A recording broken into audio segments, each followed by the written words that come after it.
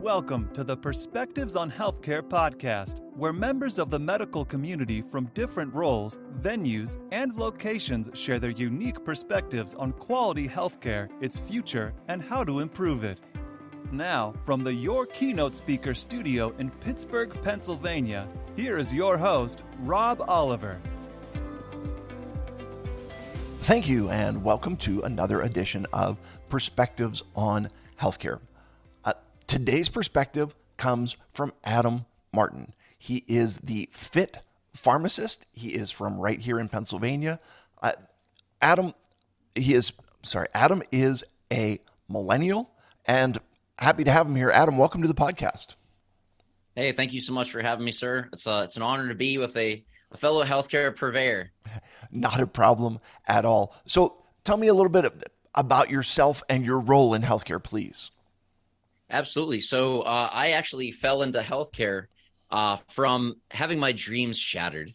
Oh, boy. So back in the day when I knew everything there was to know about life, I had everything figured out, I decided that I was going to be a vet, because a vet meant you got to play with puppies and get paid for it, right? So with my 20 years of quote knowledge, I went to shadow at a vet hospital because I had the wisdom from someone else to experience or take a test drive by mentoring a interest that you have in your field. So I went and volunteered at a vet hospital, and very quickly I learned that's not what it was. And that's also not what I wanted to do. So right around that time, I was about to graduate high school, and I knew that's not what I wanted to do. I knew that I was good at math, I liked science, and that was literally all I had to go on. So around that time, my mom had turned 50, and at that time, you have a routine colonoscopy. Well, she went in, and she never came back because they caught stage 4 colon cancer, and I didn't know it at the time, but she was given less than 6 months to live, and that definitely rattled my world. And a little insight on my background, I don't have any like healthcare people in my family, no like family friends, no neighbors, nothing.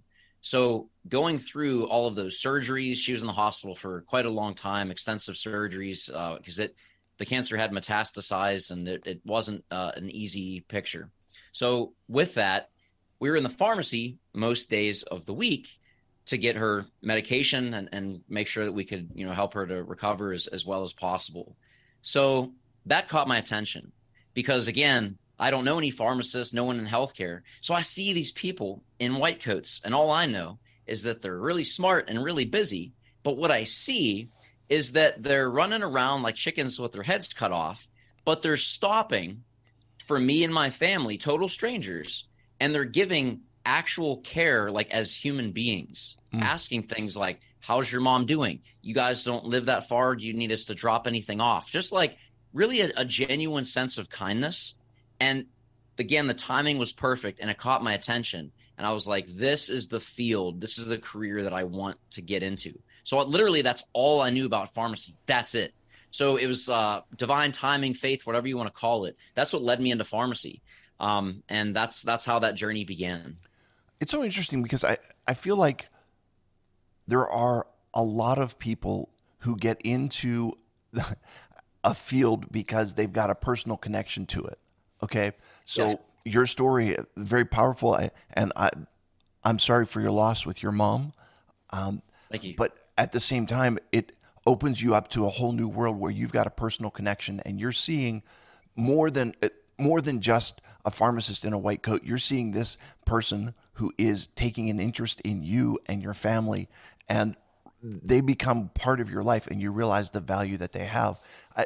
That's such a powerful story, and a very powerful understanding that the story is that a lot of the work that's been done around disabilities from a federal level started during the Kennedy administration, and it was because he had a sister who had a developmental disability, and it was personal to him, and that was what prompted him to be passionate about it. So it's such an interesting thing. So tell me a little bit about then where you are today, your brand of the Fit Pharmacist.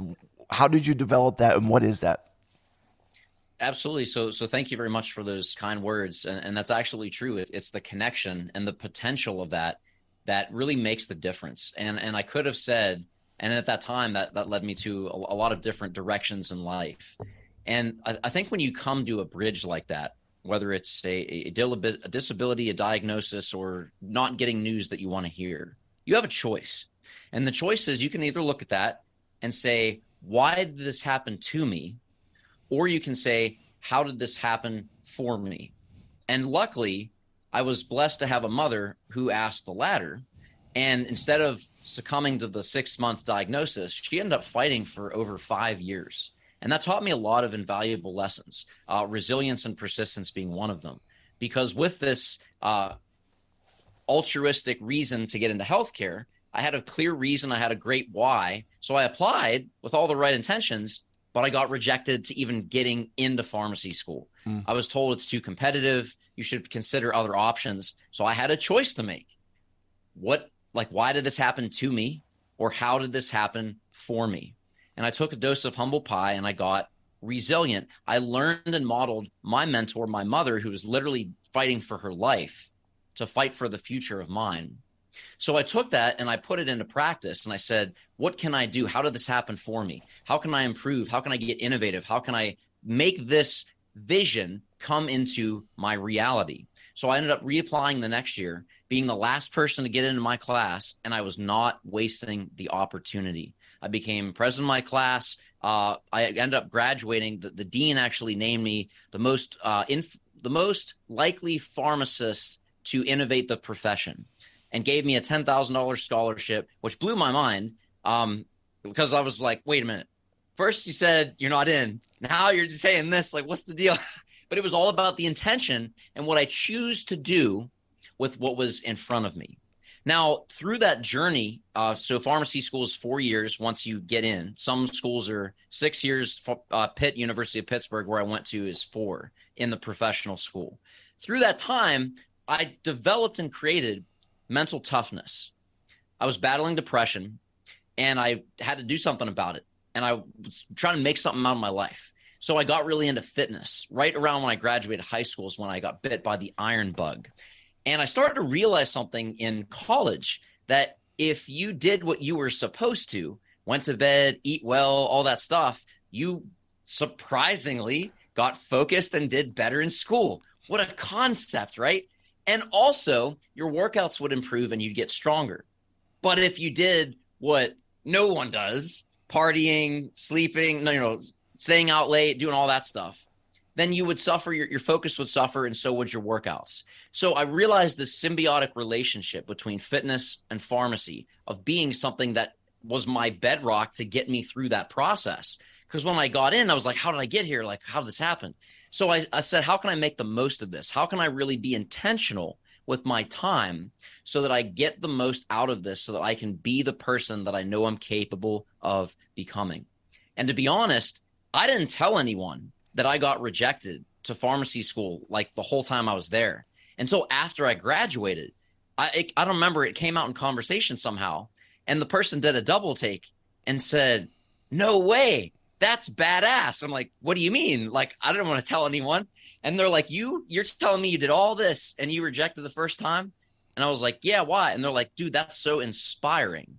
And I thought, So then I started asking around, and there were so many people who faced setback after failure, after all this adversity, but they didn't share it because they had the sense of shame, or I'm not worthy, or imposter syndrome, all these types of things. So I thought, I'm going to do something about this. So I started to share on social media how I did what I did. And being like a fit pharmacist, that's where the name came from. It started on Instagram. My friend said, hey, you need to make an Instagram account. And I was like, what's that? I'm like, well, you need to pick a name that represents who you are, what you're about. So I was like, well, I like fitness. I'm in pharmacy. I'll become the Fit Pharmacist. So that's literally where the business started. And I started to, like, my common sense of healthcare was, if you're practicing healthcare and telling people to get healthier, you darn well better be leading by example and living that life. That was just common sense. And when I graduated, I consistently did that. And at the time, I had a rough schedule. I'd work 14-hour shifts. I lived an hour away. So that was a 16-hour day, no lunch breaks, on my feet the whole time. But I was committed, and I just found a way.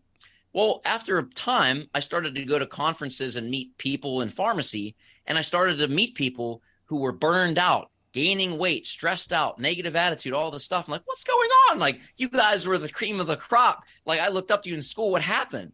And they said, well, there's just no way. I can't eat healthy. I don't have time to work out. There's no possible way. So I started to say, like, well, let me come up with some solutions that are practical and effective. So I started to share that, and it started to work. So then I started to share those on social media, and I started to build a platform. At the time I had, I don't know, 1,000 followers or whatnot. And then people started to say, like, wow, you're growing something. Like, how do I do that? I'm like, well, how about this? You tell me how you define fitness. I'll share your story. And because I'm a dork and I like alliteration, I'll make it a short blog, and I'll call it Fit Pharmacist Friday. So that launched a 4-year campaign. I did over 200 pharmacists in 12 countries, I think, and students sharing. And I grew into, I think now I'm over 35,000 followers on Instagram. But I use it as a platform to give people a voice who feel voiceless, to show people how you can practically overcome adversity and turn your burdens into blessings so that you can then go and inspire other people to not say, why did this happen to me, but how did this happen for me?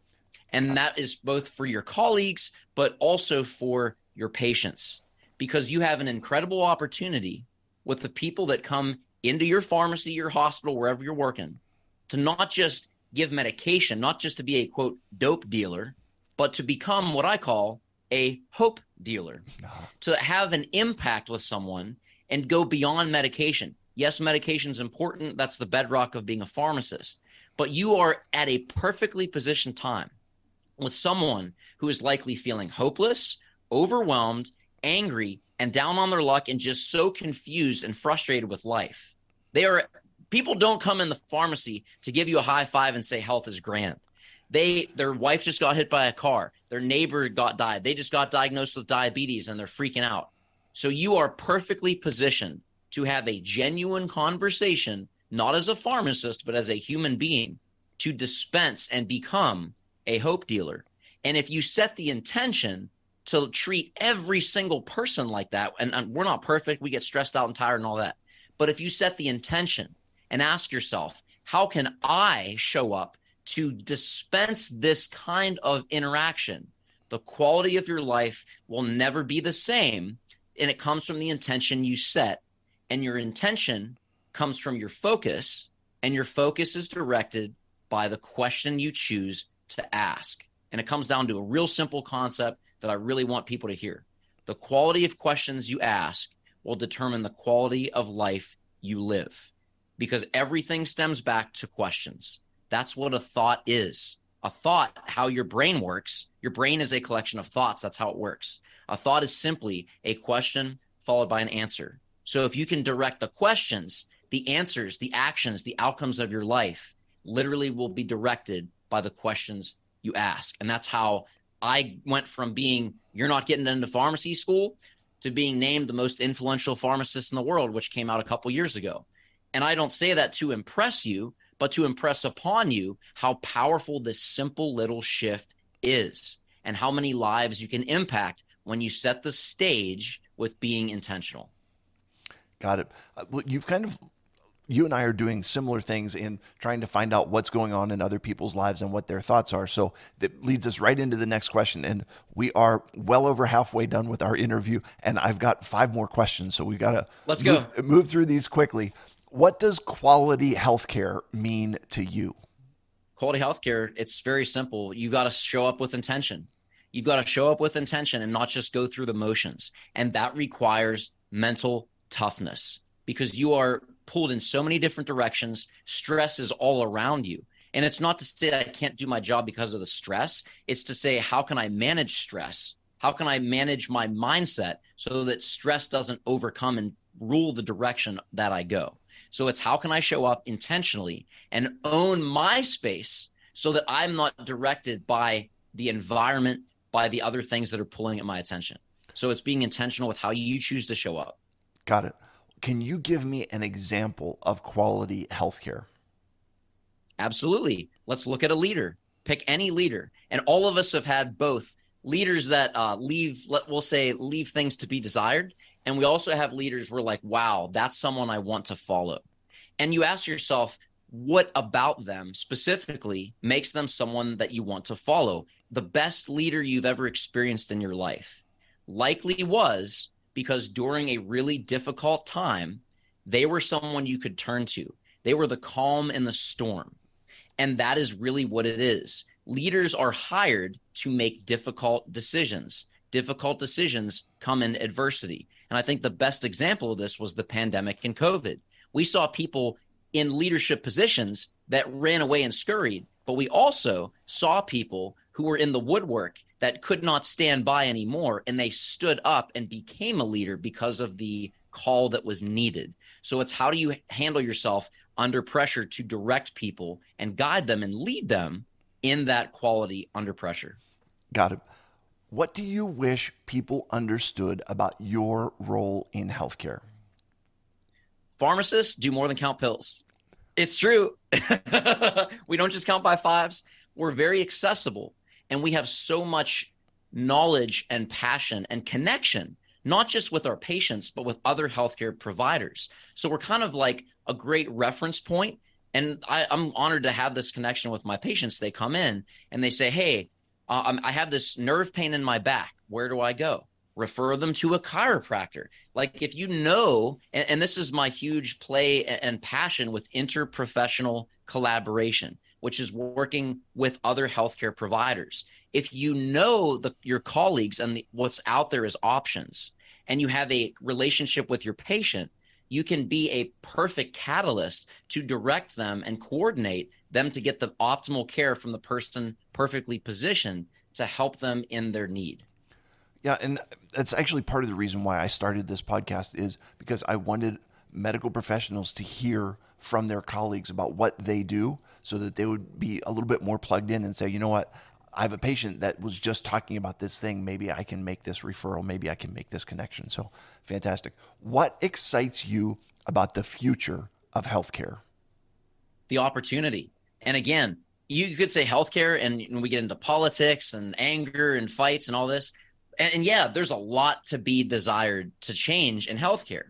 And while we can say this is all that's wrong, here's the reality. With everything in life, whether it's good, bad, however you want to paint it, there is always both something wrong and something right. There is always both something good and something, quote, bad. What you get is what you choose to focus on.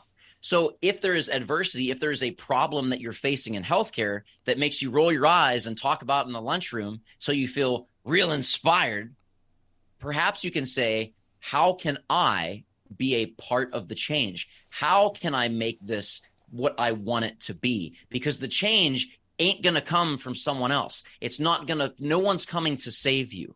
You have to step up and become the change that you wish to see. And going back to an earlier point, that's why mental toughness is so essential so that you can steward the storms that you will face in your career. Got it. Last question for you. What is one thing medical professionals can start doing today to improve the quality of healthcare?